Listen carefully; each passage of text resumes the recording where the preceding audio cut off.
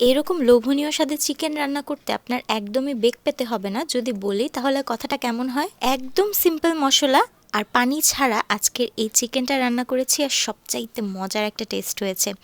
তো প্রথমেই চিকেনটাকে ধুয়ে নিয়ে নিলাম, আর মোটামুটি একটু বড় বড় পিস নিয়েছি।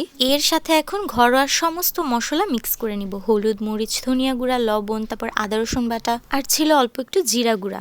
তো এই কতগুলো মশলা আম্মু অল্প একটু পানি দিয়ে মিক্স করে একসাথে দিয়ে দিবে, যাতে করে মিক্স করতে বেশি সমস্যা না হয়। এইভাবে করলে কি হয়, সব মশলাগুলো চিকেনের সাথে খুব ভালো মতো মেশানো যায় আর কি।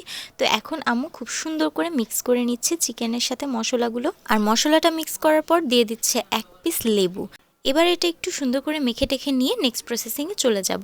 এইভাবে চিকেন রান্না করার সবচাইতে মজার একটা প্রসেসিং হচ্ছে এটা।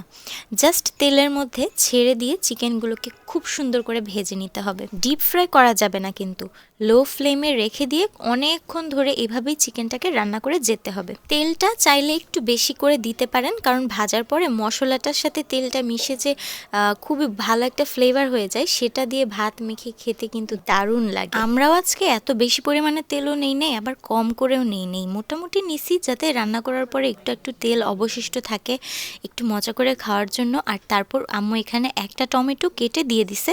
টমেটোটা দিলে কি হবে, গ্রেভিটা একটু বাড়ে আর কি, তখন সেটা খেতে একটু ভালোই লাগে। আর এখন একটু সুন্দর করে মিক্স টিক্স করে তারপর আম্মু ঢেকে রেখে দিবে, যাতে চিকেনটা একটু তাড়াতাড়ি সেদ্ধ হয়ে যায় আর আমাদের টমেটোটার সাথে একদম মিশে যায়। যেমন দেখেন, চিকেন কিন্তু নিজে নিজেই পানি ছেড়ে দিয়েছে, আমাদের আলগার পানি দেওয়ার প্রয়োজনই হয়নি। তো এখানে আম্মু খুব সুন্দর করে চিকেনটাকে শুকনা শুকনা করে ভাজা ভাজা করে ফেলবে। খুব বেশিক্ষণ সময় কিন্তু লাগে না, 10 মিনিট যাবত একটু সুন্দর করে ভাজা ভাজা করে নিলেই কিন্তু হয়ে যায়। যেমন এই যে দেখেন কত দ্রুত একদম শুকনা শুকনা হয়ে গেছে না। এই চিকেনটা খেতে কার না ভালো লাগে বলেন তো? আমার তো মোস্ট ফেভারিট একটা খাবার, খুব শর্টকাটে হয়ে যায়, আর আম্মু খুব ইজিলি বানানোর জন্য একদম রাজি হয়ে যায়, বুঝলেন। আর তারপর এই যে আম্মু এখন দিয়ে দিচ্ছে পেঁয়াজ কুচি। এই পর্যায়ে পেঁয়াজ কুচিটা দিয়ে একটু সুন্দর করে ভাজা ভাজা করে নিলে পেঁয়াজটাও খুব খেতে ভালো লাগে। আর সাথে 2টা কাঁচামরিচও দিয়ে নিল। এবার এগুলো খুব সুন্দর করে ভাজা ভাজা করে নিলেই হয়ে যাবে। আর আমাদের আজকে চিকেনের পরিমাণটাও কিন্তু কমই ছিল।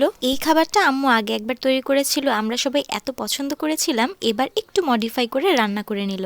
আর দেখেন দেখতেও কতটা সুন্দর, তাই না? ডাল ভাত আর 1 পিস চিকেন নিয়ে নিলেই আপনার একদম পেট ভরে যাবে, আর এত টেস্টি হয় জাস্ট বলার বাহিরে। এখন ভিডিওতে একটা লাইক দিয়ে দিন, ওকে?